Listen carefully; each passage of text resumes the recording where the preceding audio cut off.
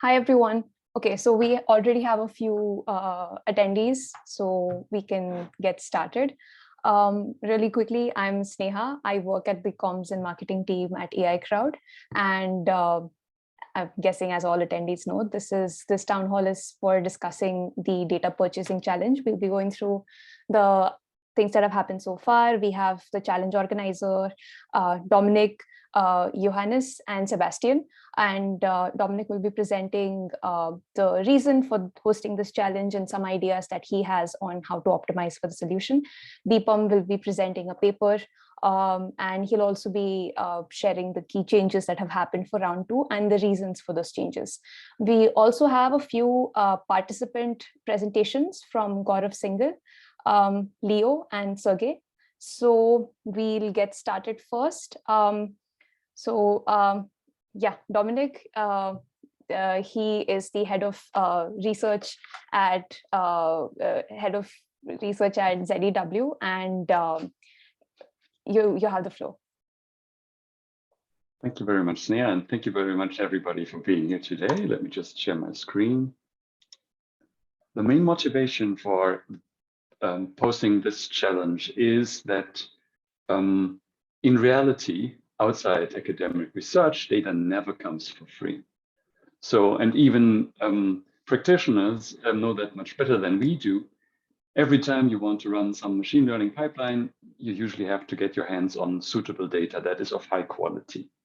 And one way to think about this is that you have to acquire data and purchase data according to what you're willing to pay for it.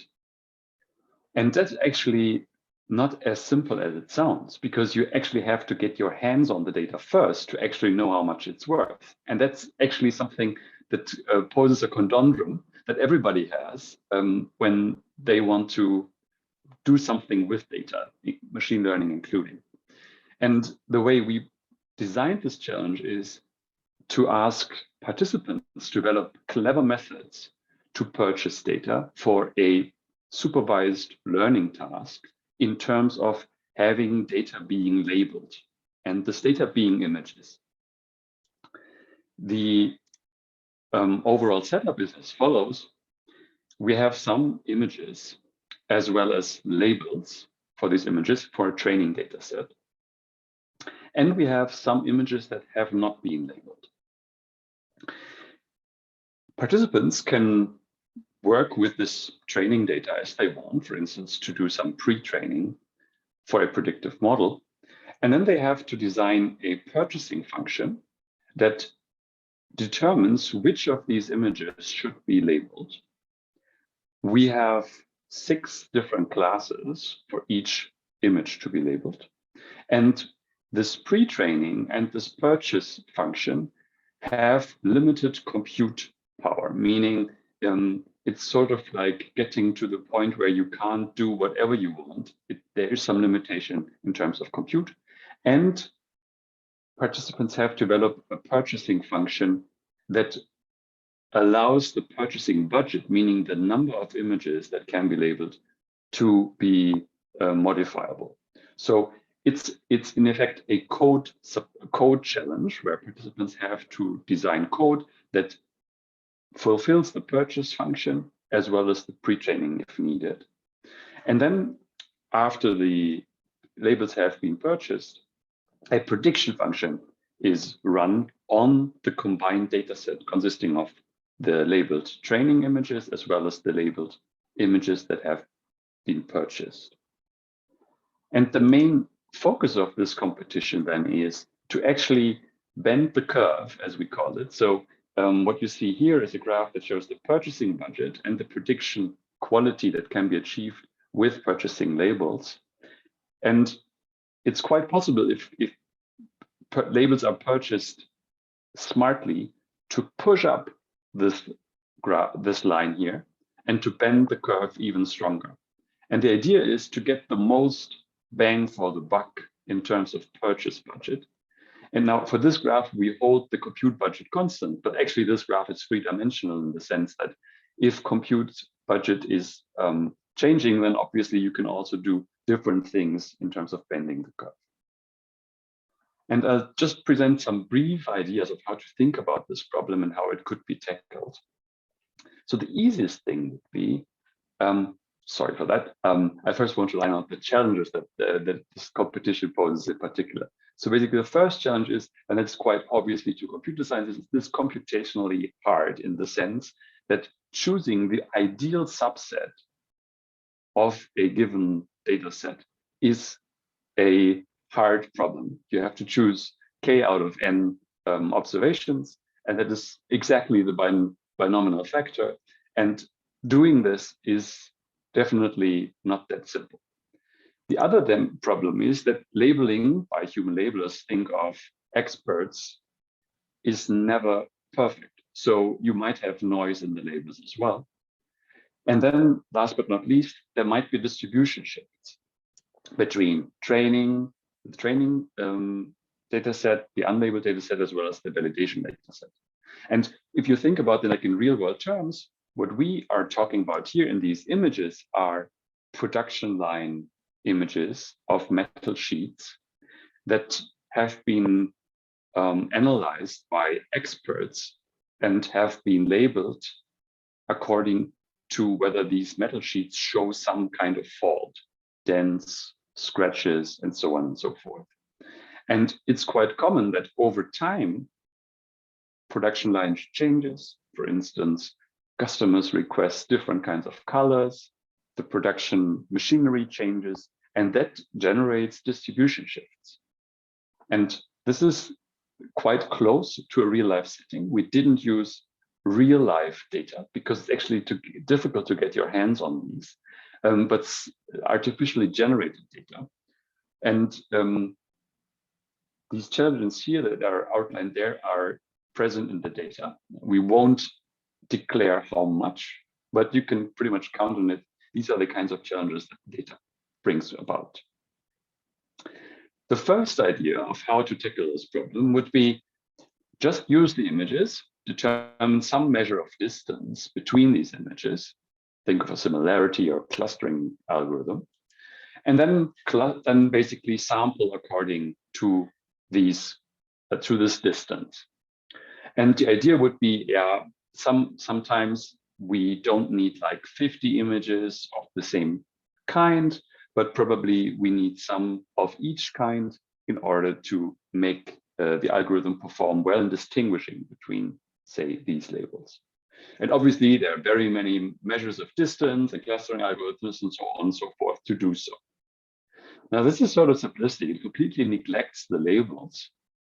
One easy way to incorporate the labels would be do the same thing, and then also use the pre-training function to get some sort of measure of accuracy between different, say, clusters or area, subspaces of the entire data space for these images, and then use this information, say that's the average F1 score per cluster, to sample inversely to accuracy. So that the idea here would be those images that we think we have difficulties in labeling should be labeled even more such that we can have better training. And of course, there are also like plenty of different measures of how to determine prediction accuracy for such clusters. A more sophisticated way of thinking about this is to actually talk about data value. So do the same thing. And then instead of just getting an average accuracy per cluster, we could also ask the question, how valuable is actually one image for each possible subset of images on average? And that's a concept from cooperative game theory called the Shapley value. And that can actually be done based on individual data points, meaning in this case, images and labels, say, for instance, for the training set. And what that could provide is a actual in-sample value for different kinds of images and, say, averages over clusters in the training set. And that could then be used to decide, okay, which kind of images do we want to have labeled additionally? in the sense that those groups of images that have been very valuable should be further increased. And this obviously has some problem. Doing this for all potential subsets within the training set is completely infeasible computationally, and that generates computation costs. And that now makes very clear why there is a computation budget constraint. It's very, very hard to do this accurately. And it's potentially also hard to move then from a training set to a set of unlabeled images, accounting for potential distribution shifts and so on and so forth. And that's something we didn't even account here for in this simplistic example.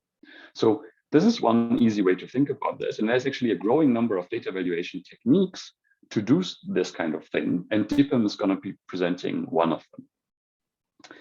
The other obvious case is, and for those people that got some formal machine learning education, that's probably the natural way to think about that as well, is to actually think, okay, I have some training data set, and now I iteratively expand the training set. And I do this in some smart way, for instance, trying to select those images that have the greatest expected accuracy increase when we add them to the data set.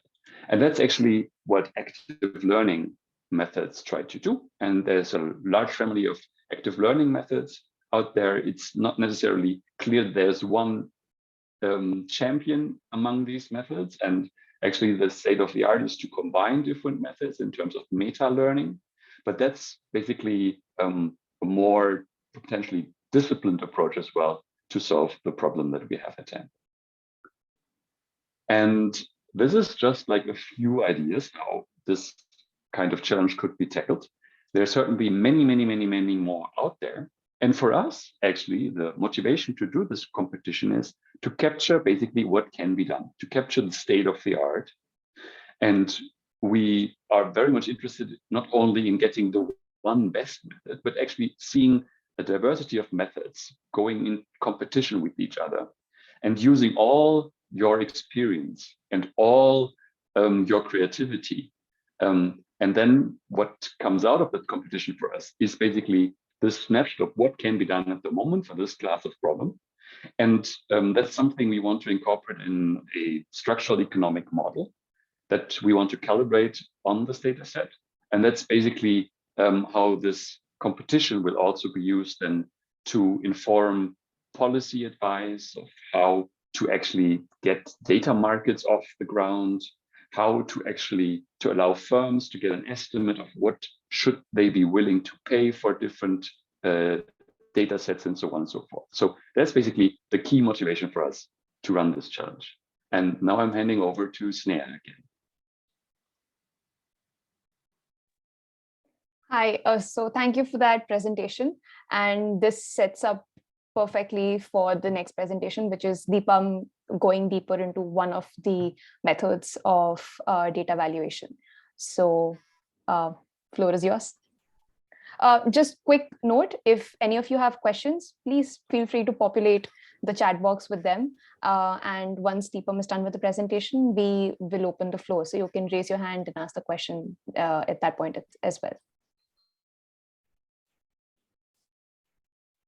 Yeah, thanks, Sneha, for the intro. And I guess I'll go over a few things.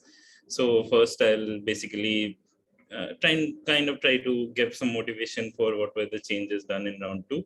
It's a bit of a light-hearted presentation, and we'll go through it fast. So essentially, as Dominic explained, we want to set up a challenge so that participants can find value for unlabeled data. And the interesting part here is we, as organizers, also do not know the actual value of each data point.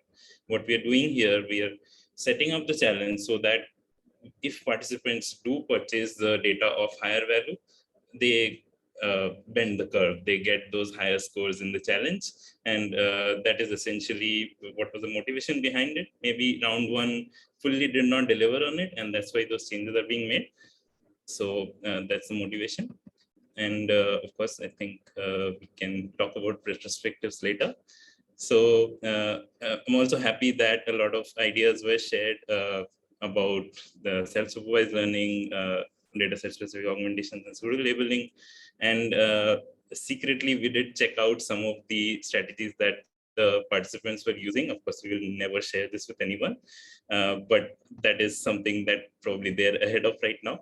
It will help them in round 2. So one problem that we faced, simply that we want people to get high scores by buying the best data, but a lot of them, they ended up fitting a bigger model and just doing a random purchase, which we wanted to disincentivize some of that. It's a perfectly reasonable thing to do in any kind of setting, but for this challenge, this is something we wanted to disincentivize more so that we can focus on the data purchasing.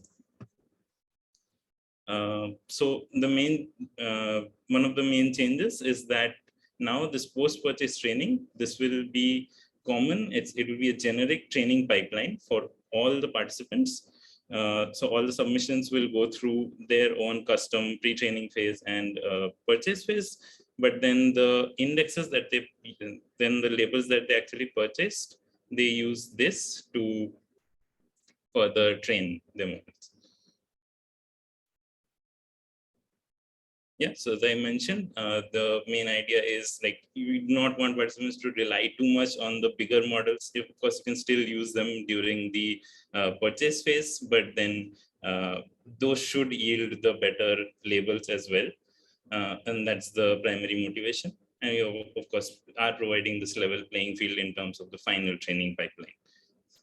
And what we also realized is that the gaps between the random purchases and let's say you train on the entire data set was very small. So we wanted to design the data set so that well-selected purchases actually give that higher score. And so the random purchases are not like as just as good. And lastly, this is something from the Shapley paper. And of course, I will go more into detail just after this. But the main idea is that no data is like universally valued. The value of a data is really dependent on these three things: the learning algorithm, the currently available data, and the performance metrics that is being used. So depending on the context, the value of data can change. And here in round 2 specifically, we fix this learning algorithm so that people can more focus on this available data and data valuation aspect. Right. So I think with that, I'll move on to the Data Shapley paper. Or I also actually had a presentation on some of the simpler baselines, but maybe we can move on to that later if we have time. So this is essentially the paper for Data Shapley. And yeah, okay, so what is the Shapley value? So as Dominik explained, it is a quite old metric that is used in game theory. And so we're bringing the authors of this paper, they brought this idea to the machine learning context where Data Shapley is a way. Sorry, one second. Yeah. So the Data Shapley is a way for quantifying the value for each training point. Of course, it is dependent on those three criteria we mentioned earlier, but the underlying what we need from this metric is a low Shapley value should essentially capture these outliers and the corruptions, which are not the good data, and a high Shapley value should improve the predictor.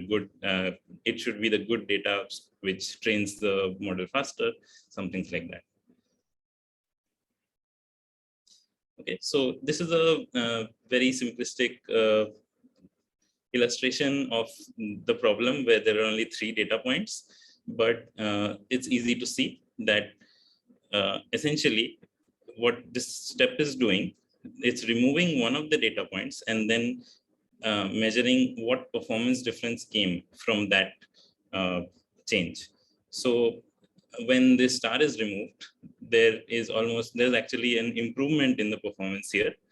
And I'm not going to exact details of what these were used, but essentially you start removing one data point at a time and then start checking, okay, what is the difference that it makes when the data set is changed.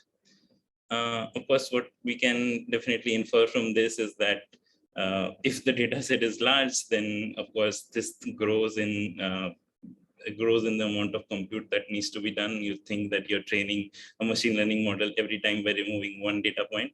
That is hugely growing amount of compute.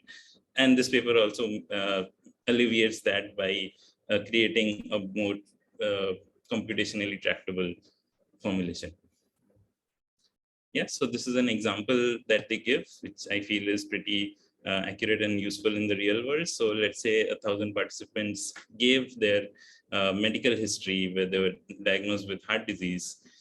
How do we, when we use this and we get we are able to train this really good model and make some money off of it. We want to compensate those participants. How do we do so? How do we know it? If we don't have a more quantifiable metric, then it really boils down to some notion of like it'll be very qualitative, and we want this quantitative measure to do it on more problems in the future as well. Okay. Yeah. So this is the three criteria that the Shapley authors wanted to have, and Data Shapley authors wanted to have in the metric that they designed, which is that if you add if you have a training data set, you take any subset of it and then measure the performance of it, of that data point, the Shapley value should not change. Also, if two data points are giving the exact same contribution, no matter what the subset is, then it should give the same value. And also, if you take two data points and measure the Shapley value separately, then by adding those two data points to some data set, it should essentially increase the marginal performance by exactly the sum of those individual Shapley values. Yeah, so as we can see from this formulation, which is what this diagram was also explaining, is that the Shapley value is essentially a sum over all subsets where you remove one data point from that data set, and then you measure the value of that. Or you can imagine it in the other way, where you have this data set and you add one data point to it and you measure the value, and without it, what is the value, and then you do it for all possible data points in this. Okay, so this is a formulation that they come up with to make the competition a bit more tractable, where they have a few ideas, tricks here that will make it, while still being unbiased, the competition does converge. So first they sample a subset, they sample the data set as a permutation of itself. And then, so essentially the order will get switched around. So because they're doing a process of incrementally adding data from this permutation. So then they start adding individual values where from 1 to n, you start adding, okay, so by t1, that is like you have 1 point in the data set, and then in the next iteration, you have 2 points in the data set, and you keep adding those values and keep training the model to see how much performance improvement you get. And the contribution that gives it, you essentially start averaging those over the entire data set. And once you run through a bunch of permutations, essentially because it was not like you did not choose the order, then it will start to converge that okay, with this much value, adding more data points is not helping anymore. And that truncated Shapley value is what they call the Data Shapley in their algorithm. And so to come to some of the good, so to come to some of the useful applications of this. So wherever you have data points where there is data label noise, or they're simply mislabeled, how do you choose between two data sets where one of them probably has more noise versus less in terms of labels or even in the data?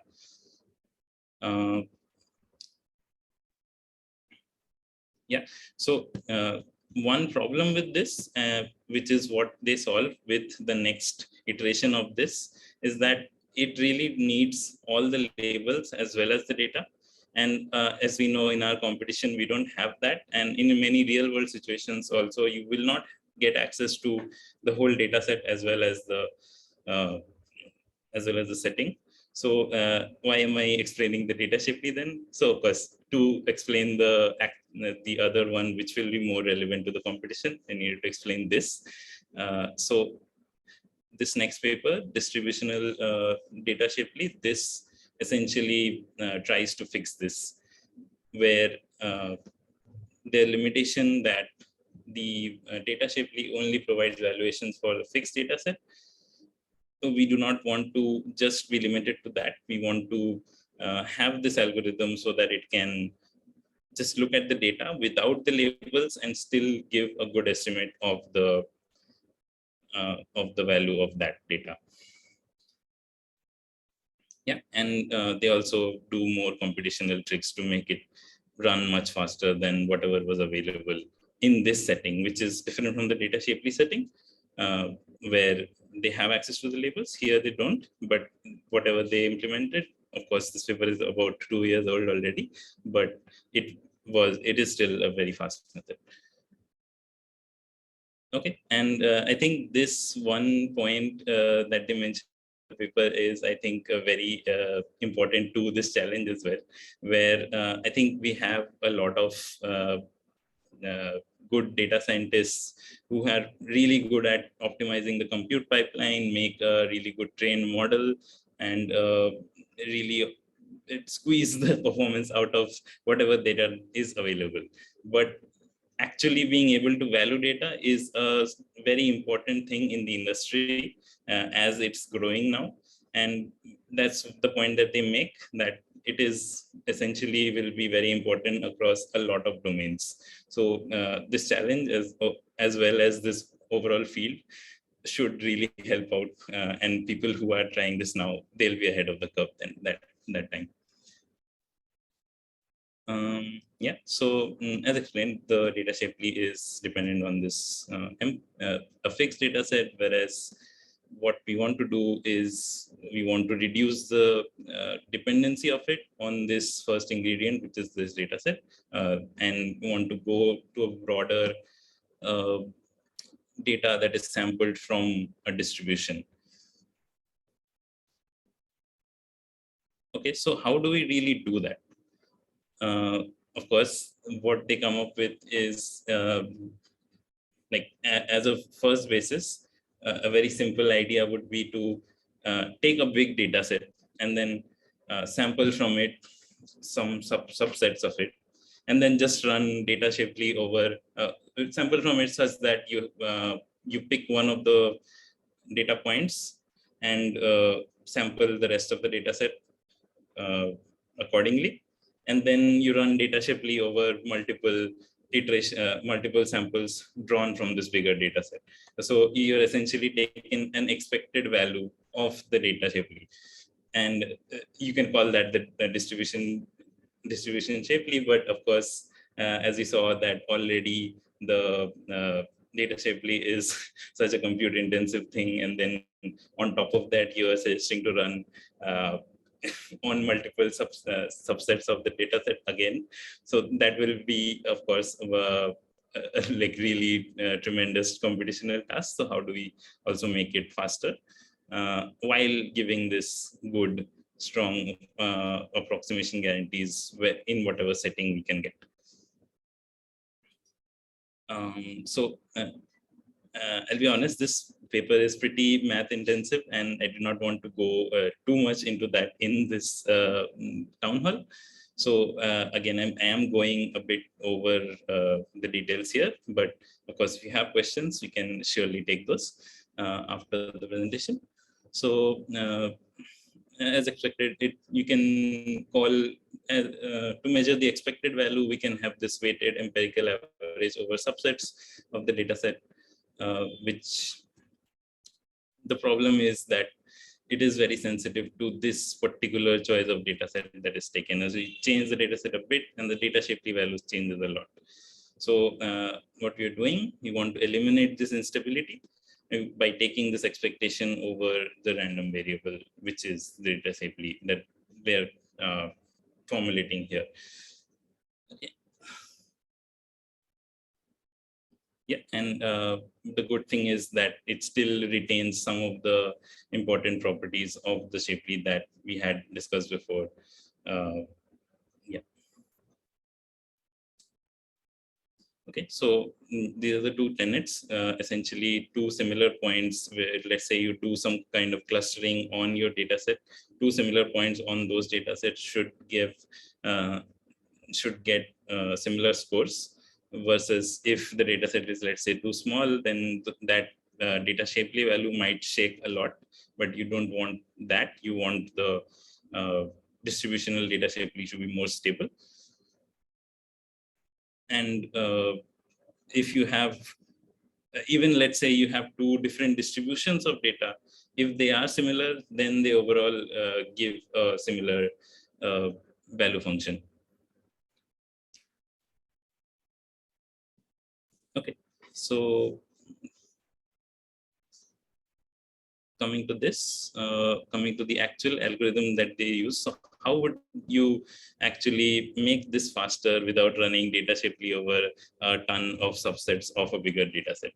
So this idea that they have is to fix one sample, which is independent of the subset that they pick. So they pick a separate subset and they pick one sample from the same data set, but it is not present in here. And then they run this basically the update estimate on the. So you combine that point with each point in this new data set, and then you check again, okay, where that thing helped. So because you're not simply taking a lot of data sets and then averaging it, it is independent of this point, and they show with the proofs here that this still provides unbiased estimates while speeding up the overall process of convergence. Yeah, so there are more tricks in this paper which I did not think we'll have enough time for. So I'm not really presenting them now, but if we want, we can maybe go over those as well. Or I could go to the simpler baseline, which will be releasing tomorrow. Yeah.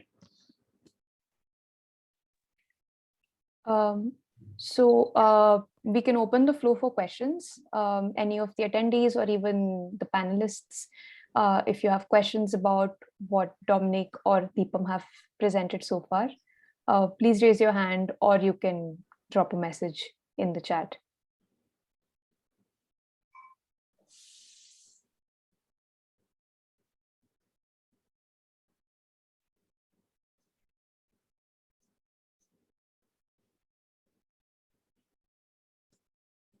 If none, then we can move on to the next part. Gaurav is going to be presenting his latest contribution. It's a notebook he has created for round 2 that he believes participants will find helpful. So over to you, Gaurav.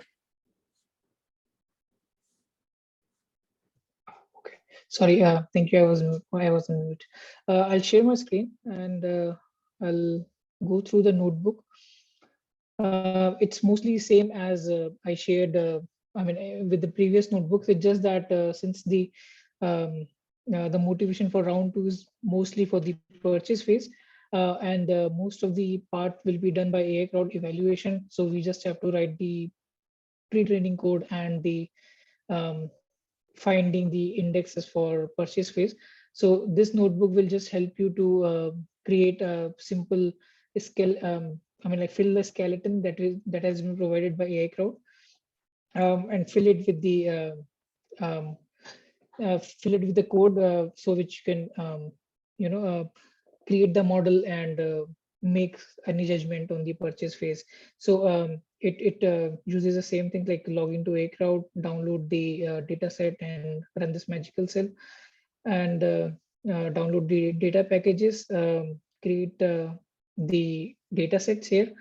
So now it uses the bed size, the number of workers, learning rate, and other things, and you declare your model here with the pre-trained on, and change the last layer, run it on CUDA, and initialize your optimizer here. I tried to use SGD, but it didn't work because it's computationally expensive. Not expensive as in it's slow, because it takes less example at a time.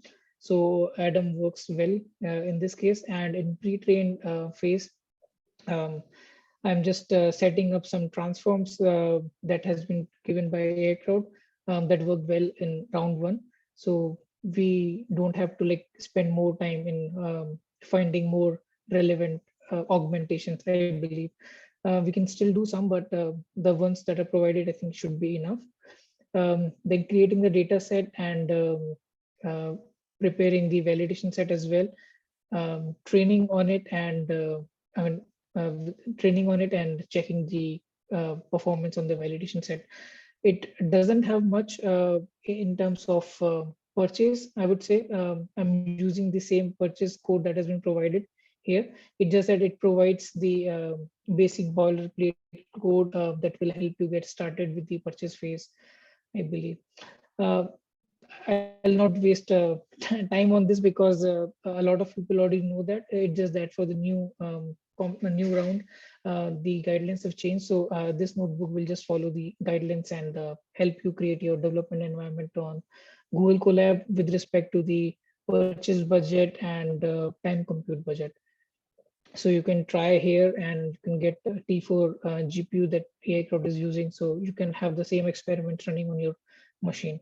The important part that I want to focus here is that purchase phase. Um, I haven't implemented any of, I implemented, but I haven't pushed it because of some technical issues that I was facing.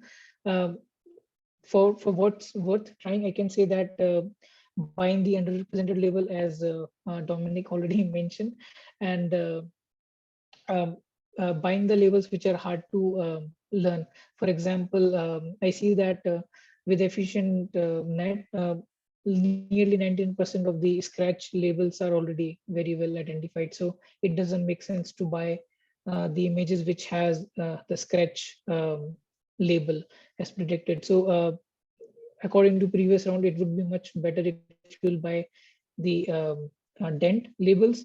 Also, you can try some probabilistic method to find uncertain pair and buy accordingly. For example, um, I haven't explored it much, but it's possible that for any particular label, the other label is highly unlikely to occur. So we don't have to buy that particular label as well.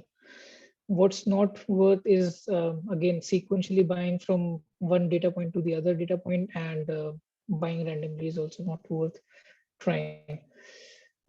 Yes, that would be it from mine. Sorry, it's a small presentation. If anybody has any doubts in using the notebook, I can clarify that. Thank you. Over to you, Sneha. Thank you for that, Gaurav. I will be compiling all the resources that are being discussed in this call, and it will be posted on Discourse, and I'll be sharing the link on Discord as well. So Gaurav's notebook can be found on the challenge website, but I'll be sharing the link. So next up is Leo. Much like Gaurav, even Leo has participated in a lot of AIcrowd challenges up until now. So he'll be sharing his experience of round one, some learnings. Yeah.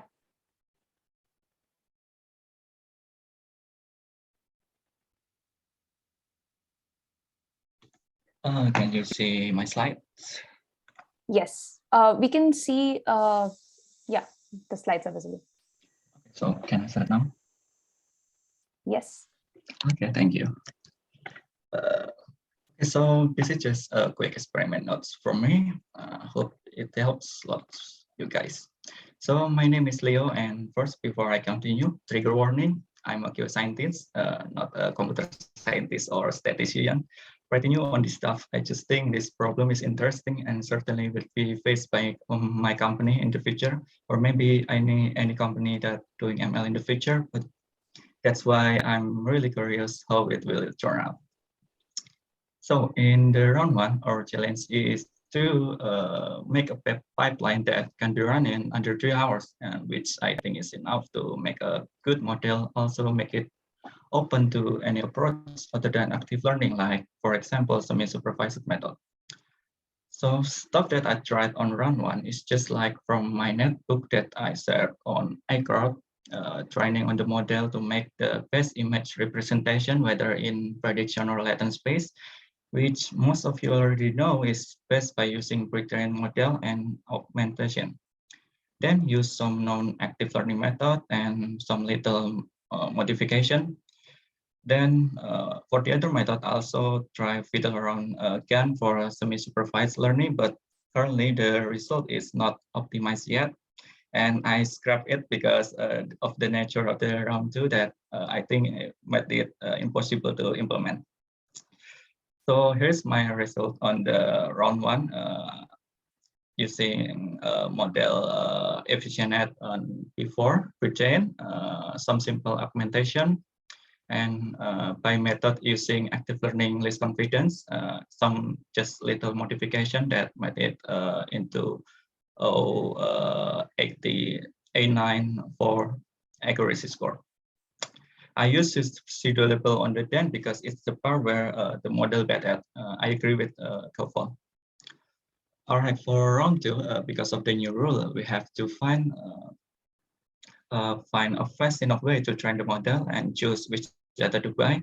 Even for active learning, which commonly in paper using multiple run of train, buy, and retrain, this will be quite a challenge.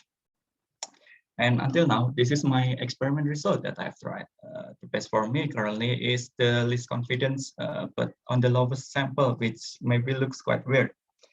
And seeing if we buy all the label score is still low, maybe we should modify the returning pipeline. I agree with some comments about it in the discussion code because it's quite weird if you buy all the label and the score is still low. And so what next? Things that I want to try is because the data is really imbalanced, I want to use the stuff from this paper, Class Balanced Active Learning by Wenger, and see if it does really help because our data set is highly imbalanced. That's it. Hope it helps. Thank you. Thank you so much for that presentation. I'll also get the link for this presentation from Leo and I'll update that on Discourse as well. Next up is Sergey, and he'll be giving a short presentation on his approach so far.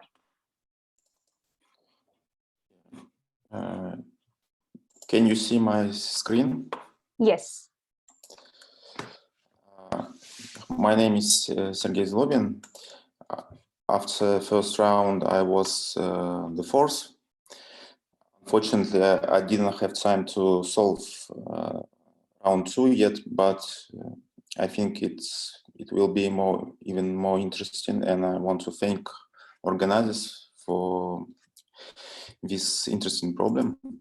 So I will talk only about round one.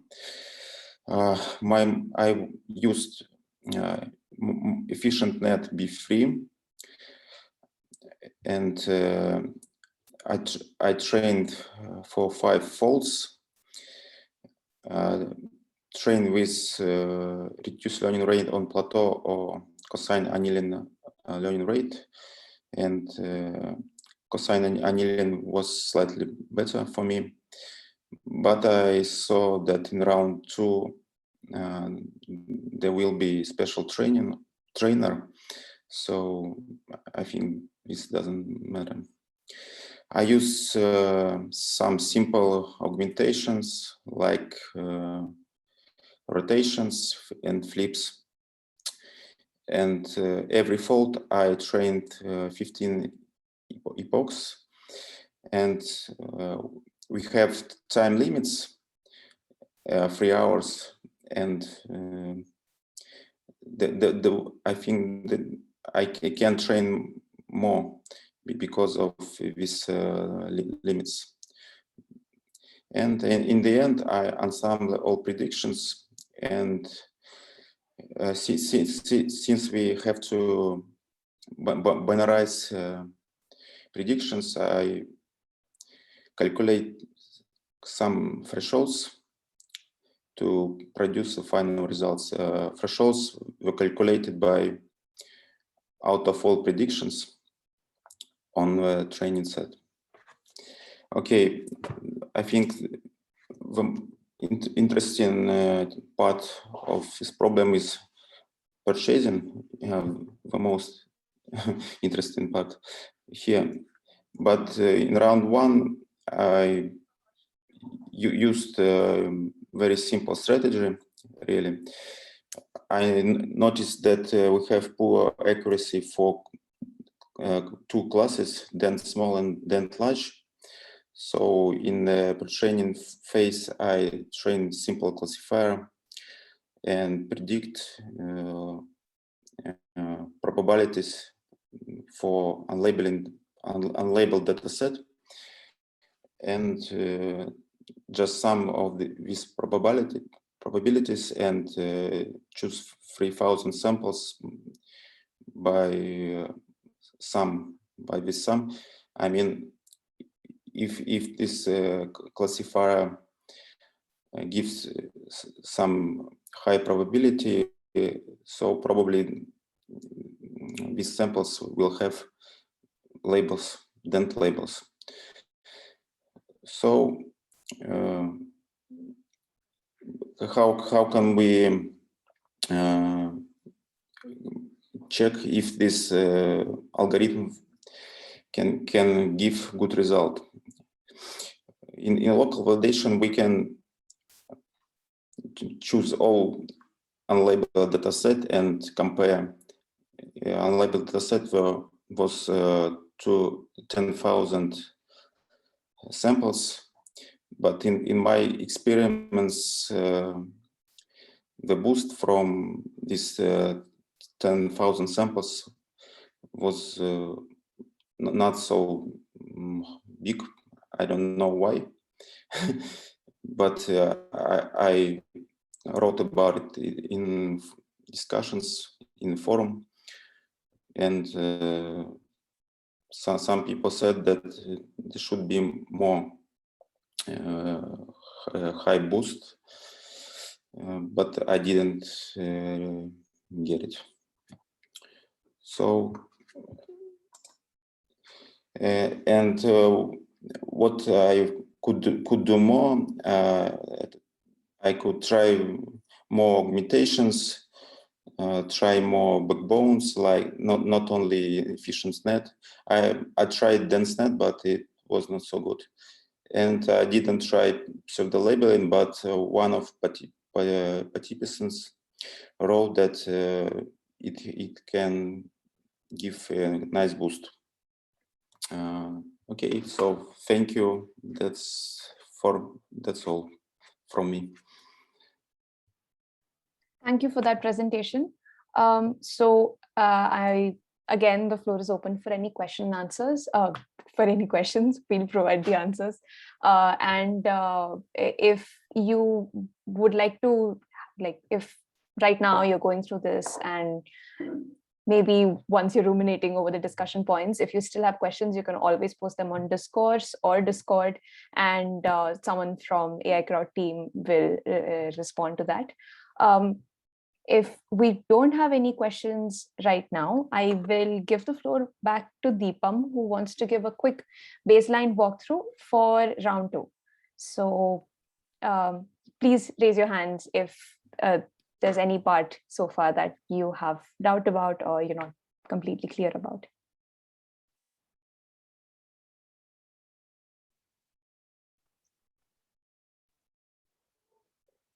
Okay, then I guess we can move on to Dipam's presentation for the baseline that will be used for the new round. All right, thanks, Neha. I'll just share my screen. Okay, so yeah, so this is essentially a copy of the starter kit that we have. And so first of all, I just like to clarify, there is that small box there in the local evaluation. So if you're running local evaluations, please fix this to aggregated data set and batch size, and we will push this change really soon. So you should not need to worry about this too much. So coming to basically some very simple ideas that you can use to get started if you are new to the challenge, or even like as Leo or Sergey said, that they tried a bunch of training methods which maybe they feel like that are not going to help that much in round 2, but I would really disagree. I think if you have a good setup that gives good results there, you can use that to leverage ideas in round 1 as well. Sorry, in round 2 as well. So of course, this is a very simple setup that I have here. You have this simple model where you train on the initial train set and train it for a very few epochs. There are these different compute timeline ideas, so you have to take care of the time that you are consuming for them. But this case is very simple, so it will run for everything. Yeah.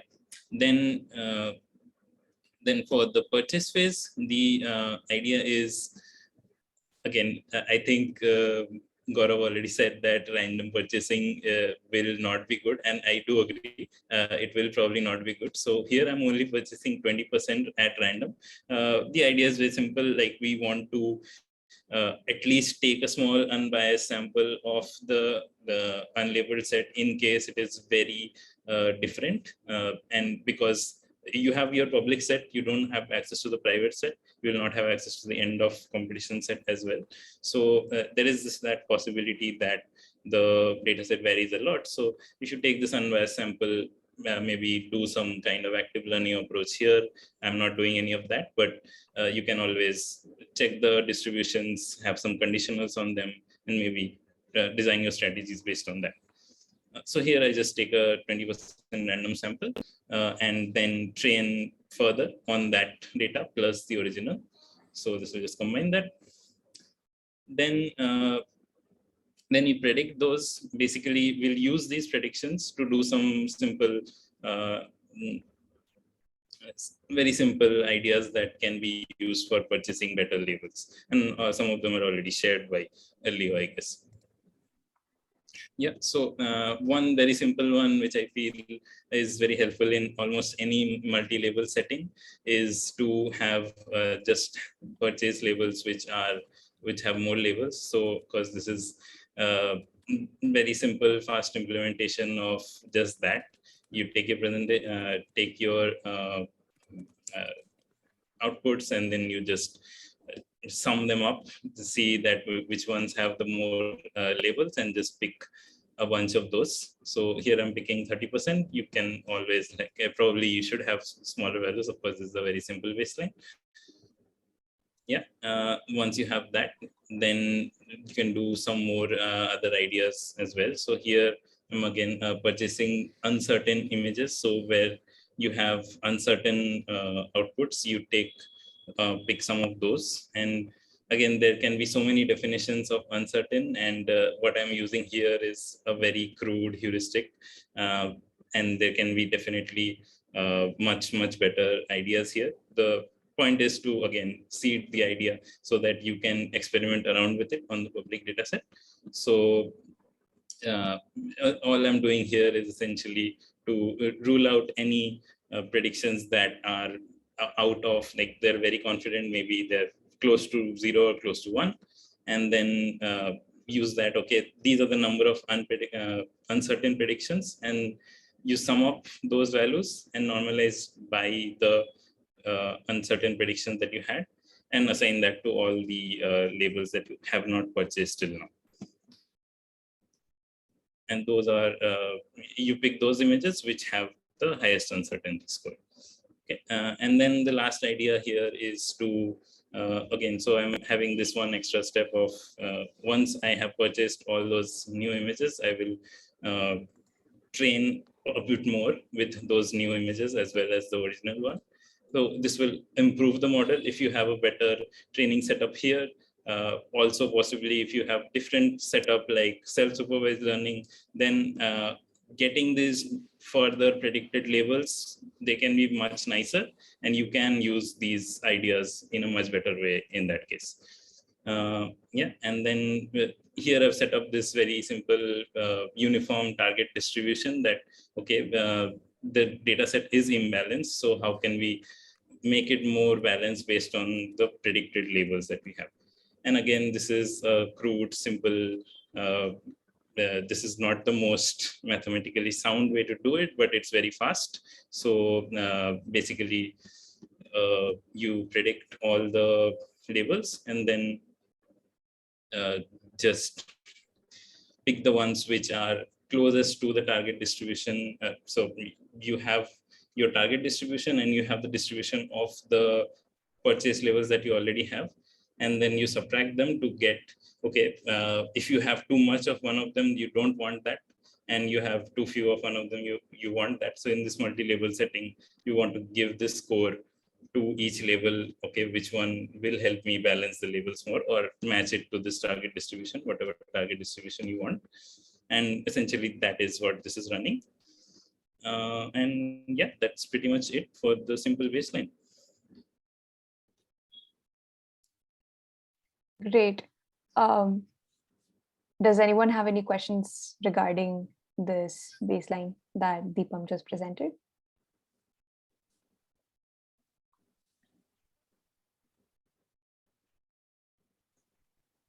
Or any quick ideas for improvement that also could help?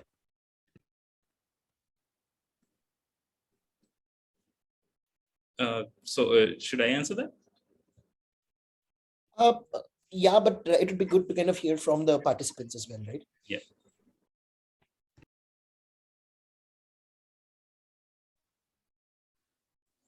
All right, everyone wants their secret sauce to themselves. Fair enough.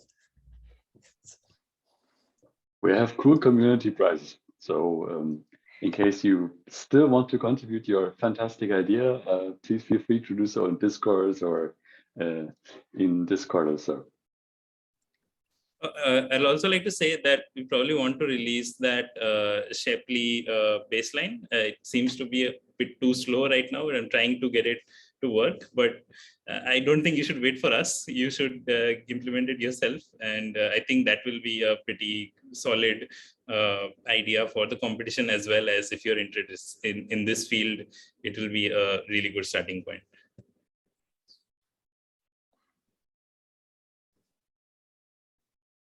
Fantastic. So if anyone has anything else to add, let me know. Otherwise, a big thank you to everyone for joining on a Sunday. For some people, it's Sunday evening. For others, it's Sunday afternoon. So yeah, thank you for joining this town hall. And thank you for all the participants who presented their explanations and solutions. I'm sure the attendees found that helpful. And for us also, it's interesting to see in what different ways the community is approaching this challenge. So yeah, and thank you to Dominik and his team from ZEW, and thank you to Dipam for 2 really in-depth presentations. The floor is still open for any doubts or any questions or any feedback even. for this town hall. So if there are any feedbacks on what you would like to see next, would you like this to be a more regular thing? Maybe before the challenge ends, should we hold another town hall? Let me know. You can tag me on Discord as well, or you can just drop a message on Discord or even Discourse if community-based events would be favorable. And yeah, if you found this helpful,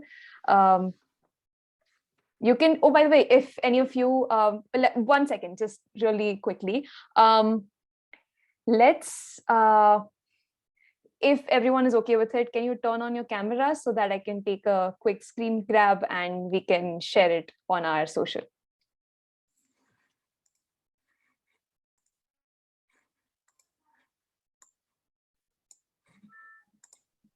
Okay, all right. I'll just.